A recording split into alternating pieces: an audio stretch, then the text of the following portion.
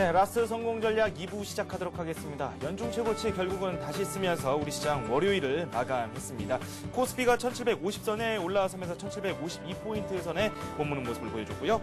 코스닥은 동시호가대 하락 쪽으로 전환되는가 싶었는데 그래도 상승하면서 마감이 됐습니다. 0.2% 정도 오르면서 517포인트 선을 현재 가리키고 있습니다. 오늘 외국인들이 계속해서 순매수를 했죠. 선물 그리고 또 현물 모두 동반 순매수를 하는 모습을 보여줬고 현물 기준으로 했을 때 거의 한 2천억 원 가까이를 순매수하는 모습을 보여줬습니다. 하지만 개인이 한 2,600억 원 정도 순매도를 한 걸로 현재 풀이가 되고 있습니다. 시황센터 연결해서 자세한 오늘의 시황 살펴보도록 하겠습니다. 시황센터 연결합니다.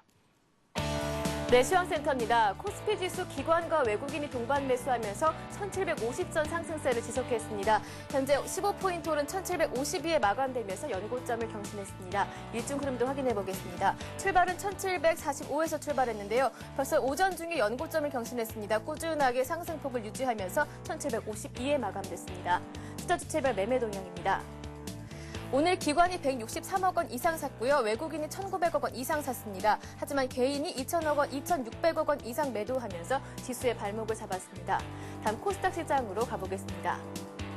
코스닥 오늘 5거래일 연속 상승 랠리를 이어갔습니다. 현재는 1포인트 오른 517에서 마감됐는데요. 투자 주체별 오늘 일중 흐름도 확인해 보겠습니다. 출발은 519에서 했습니다. 상승폭을 꾸준히 줄여가는 모습이긴 했지만 그래도 510선 돌파를 노리면서 510선 후반에서 움직였습니다. 투자 주체별 매매 동향도 확인해 보겠습니다. 개인이 22억 원, 외국인이 18억 원 정도 샀습니다. 하지만 기관이 5억 원 매도하며 지수의 발목을 잡고 있는 모습입니다. 다음 환율도 한번 확인해 보겠습니다. 환율 오늘 많이 내렸습니다. 오늘 4원 90전 내린 1,103원에서 마감됐습니다. 다음 시가총액 상위 종목 코스피 먼저 확인해 보겠습니다. 대장주인 삼성전자가 3거래일 만에 반등을 시도했습니다. 강보합에서 마감이 됐고요.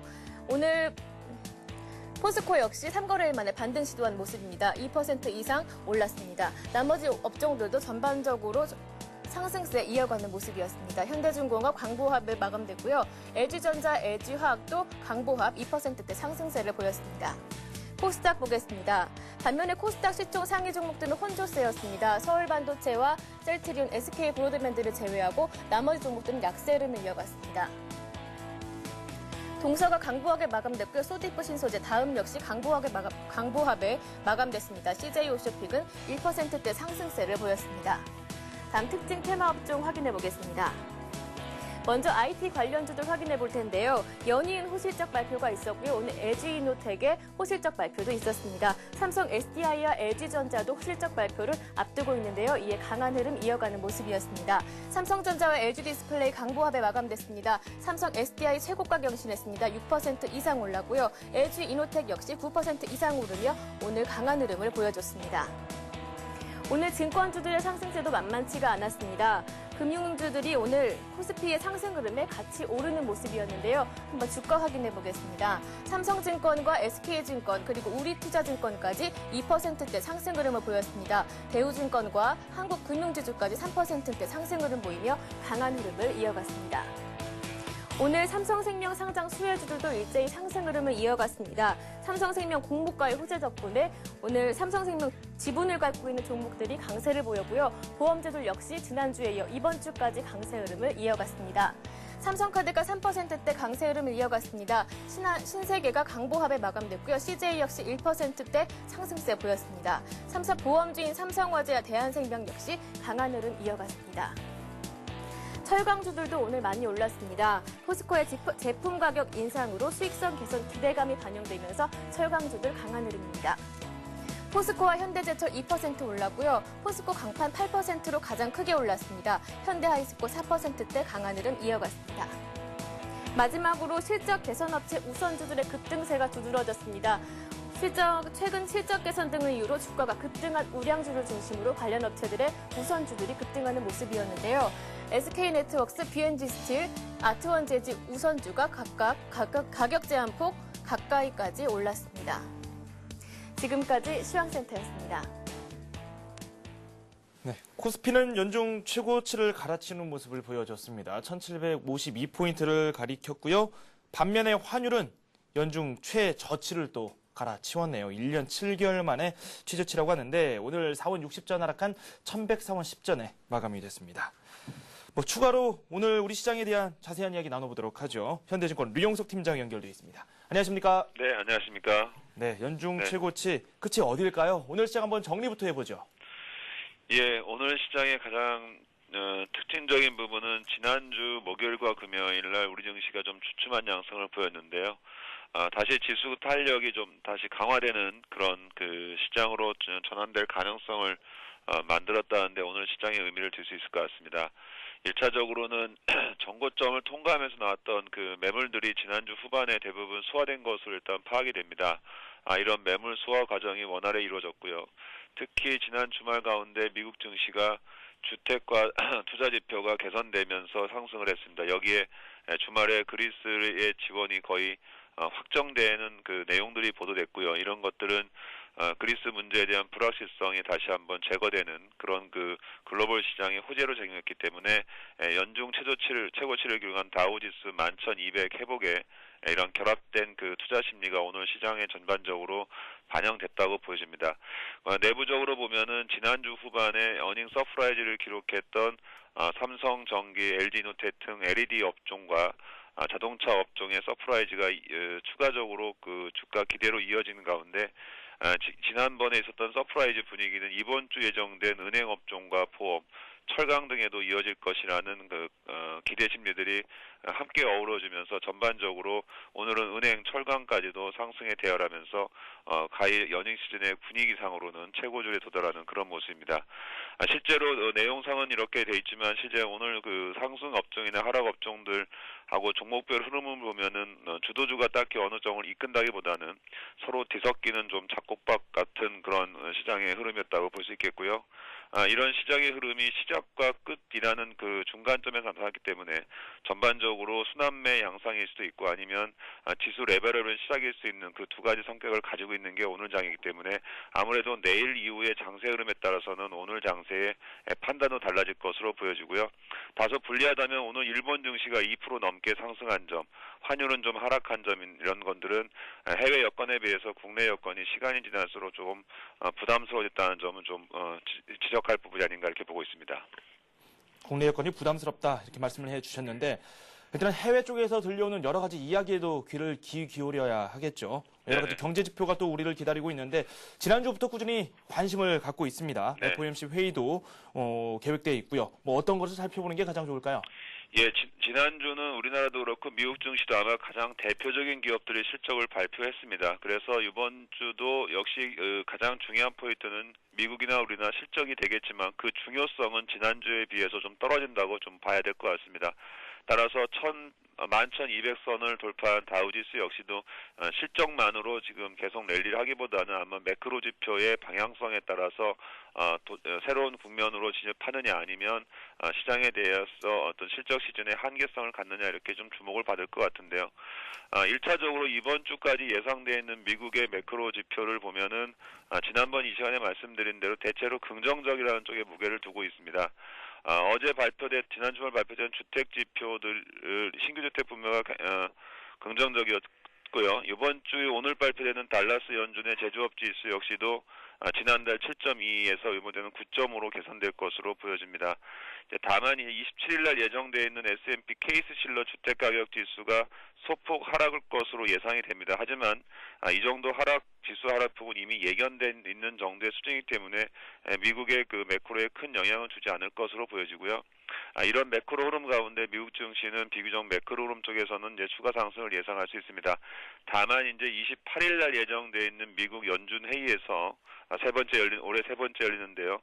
아마 금리는 동결을 하겠지만 아무래도 그 상당 기간 유지될 거라 하신 저금리 기조에 대한 변경 여부가 수반될지 여부는 여전히 시장의 관심사이기 때문에 아무래도 그 28일 전후로 해서는 또 한 번 그 시장에 대한 경계 심리가 수반되지 않을까 이렇게 보고 있습니다. 특히 우리나라 경제 지표도 4월 말에는 집중되어 있는데 아무래도 30일 날, 29일 날 집중되어 있는데 여기서 수반되는 우리나라 경제 지표는 다소 좀 둔화되는 모습이어서 주 후반으로 갈수록 우리 국내 증시는 좀 상승 탄력이 둔화됨과 함께 조정 압력에 좀 부대티지 않을까 이렇게 예상을 하고 있는 게 매크로 지표 측면의 분석이라고 볼 수 있겠습니다.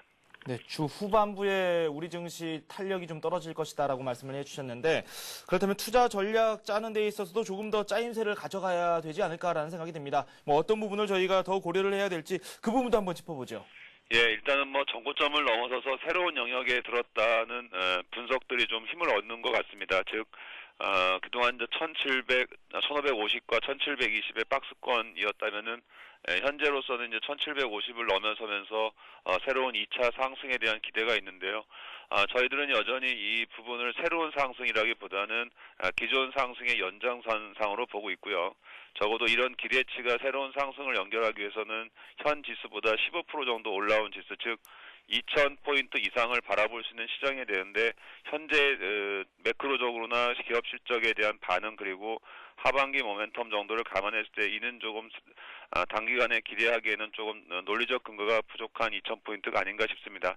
따라서 우리는 상승의 연장선으로 보고 있고요. 이런 관점에서 다우지수가 11,300 이상으로 갈 수 있는지 여부를 첫째 봐야 될 거고요. 경기 선행지수의 관점과에서 미국 증시가 5월까지 상승을 연장할 수 있는지 여부 이런 부분들을 종합적으로 감안해봐야 되는데요. 내일도 그렇겠지만 일단 1750 이상에서는 지수 자체의 비중을 늘려가는 건 좀 부담스럽게 보고 있습니다. 따라서 일부 실적 호전이 예상되는 핵심주 위주로 비중을 좀 좁혀가는 전략이 좀 필요하고요. 이번 주 예정되어 있는 금융주 등은 매매에서는 단기 트레이딩 영역으로 활용하는 전략이 좋지 않을까 이렇게 예상을 하고 있습니다. 네, 앞서서 뭐 금융주에 대한 말씀을 여러분들께서 해주셨는데 일단은 단기적인 측면에서 접근하는 것이 옳다라고 말씀을 해주셨고요. 뭐 여타 철강이라든지 기기업종에 대한 관심도 꾸준히 말씀을 해주셨고 화학업종에 대한 그런 관심도 많이 보여주셨거든요. 이들 업종에 대해서는 저희가 어떠한 측면에서 한번 살펴보는 게 좋을까요? 최근에 이제 소재 업종들은 그동안 이제 아시아 통화의 강세라는 흐름에서 시장을 좀 많이 봐왔던 것 같습니다. 여전히 유로가 이제 달러에 대해서 그리스 문제가 어느 정도 완화가 되면 반등하겠지만 유로와 달러에 대해서 아시아 통화는 여전히 강세 기조가 있을 가능성이 높습니다. 따라서 유가 등의 상승 압력은 좀 높을 거로 보여지고요. 그 과정에 이제 아시아 통화를 대비하는 원자재 가격들은 전반적으로 상승할 가능성이 높습니다. 지수로는 아시아의 원자재 가격 상승과 원화 강세가 점점 매크로 측면에 부담이 되겠지만 소재나 원재재, 화학 쪽에서는 오히려 이런 부분들이 주가의 긍정적인 측면들을 가져가기 때문에 뭐 고려 아이언이라든가 호남 석유화학 이런 유들의 그 소재 섹터에 대해서는 좀 조정시 좀 하반기를 겨냥하더라도 비중을 늘리는 것은 좋지 않을까 이렇게 예상을 하고 있습니다. 네, 알겠습니다. 이렇게 해서 현대증권 류용석 팀장과 함께 내일장 투자 전략까지 한번 자세히 짜봤습니다. 또 말씀 고맙습니다. 네, 감사합니다. 네, 잠시 후 뉴스가 이어집니다.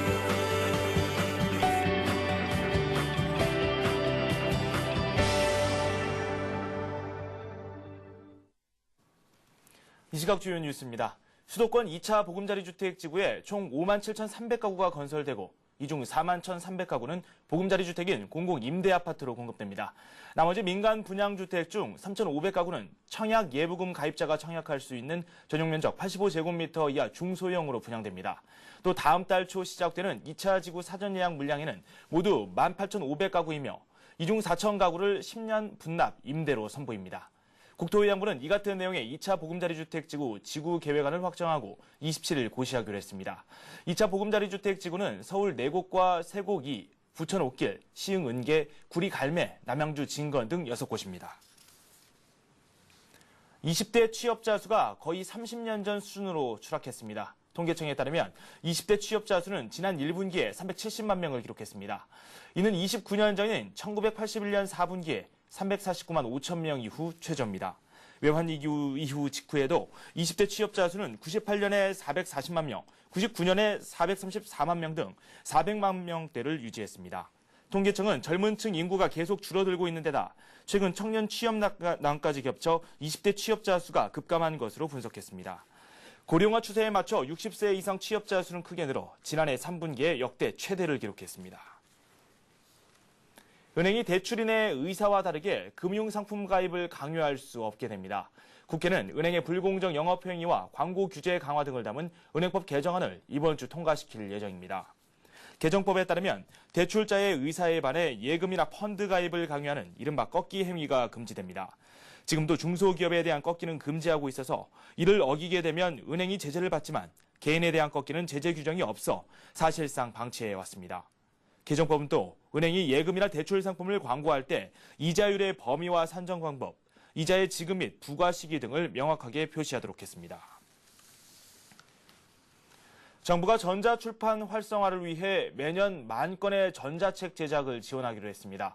문화체육관광부는 오늘 전자출판 산업 육성 방안을 발표하고 앞으로 5년간 총 600억 원을 지원한다고 밝혔습니다. 문화부는 국내 전자책 콘텐츠가 부족한 실정을 개선하기 위해 한국콘텐츠진흥원을 통해 2014년까지 매년 10,000건의 전자책 제작을 지원할 계획입니다. 특히 매년 3,000건은 저작권이 소멸된 콘텐츠로 전자책을 만들어 공인 사이트나 앱스토어를 통해 무료로 공급할 예정입니다. 아울러 전자출판 콘텐츠 관리센터로 구축해 불법 복제에 대응해 나가기로 했습니다. 네, 이어서 증권금융 뉴스가 이어집니다. KB국민은행은 내일부터 안드로이드 기반의 KB스타뱅킹 서비스를 시행합니다. KB스타뱅킹을 이용하려면 KB국민은행 홈페이지나 애플리케이션 스토어에서 PC에 공인인증서를 스마트폰으로 옮긴 뒤 서비스 이용에 동의하면 됩니다. 동양종합금융증권이 비상장 주식 중개 서비스를 시작했습니다. 고객들은 HTS에서 비상장 주식의 매매를 의뢰하고 거래 및 진행 상황을 조회할 수 있습니다. 동양종금증권은 7월 말까지 비상장 주식 거래 고객을 대상으로 온라인 주식 수령 무료, 모바일 상품권 증정 등 사은 행사도 진행합니다. 한국투자증권이 인천 검단지구 토지보상 고객을 위한 상담센터를 개설해 6월 말까지 운영합니다. 한국증권은 토지보상센터를 통해 토지보상 채권을 수령할 수 있는 증권 계좌를 개설하고 채권 매매 및 토지보상 관련 상담 서비스를 제공합니다. 우리투자증권은 오는 29일까지 국내 최초로 소시에테 제너럴이 개발한 SGI 스마트 중립형 원자재 지수와 연동된 원금 100% 보장형 파생 결합 증권을 판매합니다. 2년 만기의 이 상품은 원자재 가격의 오르내림과 관계없이 절대 수익을 달성하는 것을 목표로 합니다. 네, 실적 이후 성장 동력을 찾아라. 바로 오늘 나왔던 여러 가지 이야기 중에 가장 가슴에 와닿는 것 같습니다. 구체적으로 금융이라든지 기계, 화학 이런 업종이 이야기가 되기도 했고 철강업 쪽이 크게 떠오르기도 했었죠.